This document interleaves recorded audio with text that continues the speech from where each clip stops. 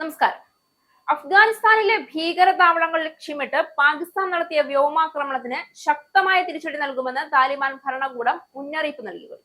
പാകിസ്ഥാൻ അഫ്ഗാനിസ്ഥാന്റെ പരമാധികാരം ലംഘിച്ചുവെന്നും ഇതിനോട് പ്രതികരിക്കാനുള്ള പൂർണ്ണ അവകാശം തങ്ങൾക്കുണ്ടെന്നും താലിബാൻ പുറത്തിറക്കിയ ഔദ്യോഗിക പ്രസ്താവനയിൽ വ്യക്തമാക്കുന്നു.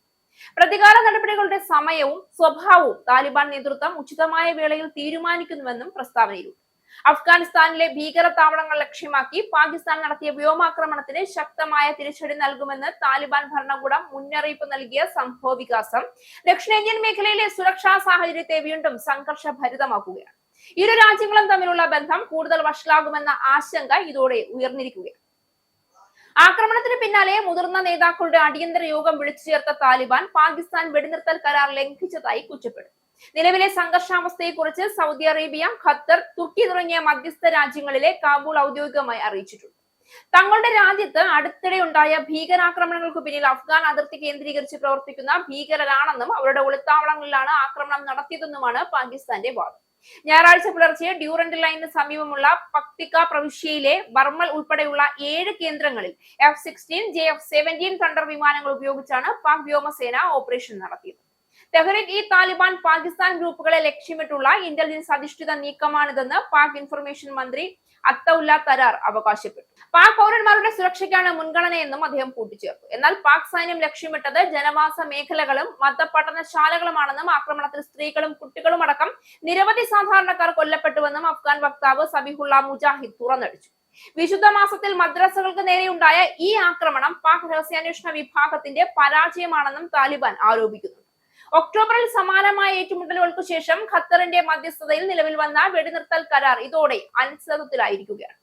പാകിസ്ഥാൻ അഫ്ഗാനിസ്ഥാൻ അതിർത്തി പ്രദേശങ്ങൾ ഏറെക്കാലമായി അസ്ഥിരതയുടെ കേന്ദ്രങ്ങളാണ്. തീവ്രവാദ സംഘടനകൾ അതിർത്തി പ്രദേശങ്ങളെ സുരക്ഷിത അഭയ കേന്ദ്രങ്ങളാക്കി ഉപയോഗിക്കുന്നുവെന്ന് ആരോപിച്ച് പാകിസ്ഥാൻ പലപ്പോഴും ആശങ്ക പ്രകടിപ്പിച്ചിട്ടുണ്ട്. പ്രത്യേകിച്ച് പാകിസ്ഥാനെ ലക്ഷ്യമിട്ട് ആക്രമണം നടത്തുന്ന സംഘങ്ങൾ അഫ്ഗാൻ മണ്ണിൽ നിന്ന് പ്രവർത്തിക്കുന്നു എന്നതാണ് ഇസ്ലാമാബാദിന്റെ നിലപാട്.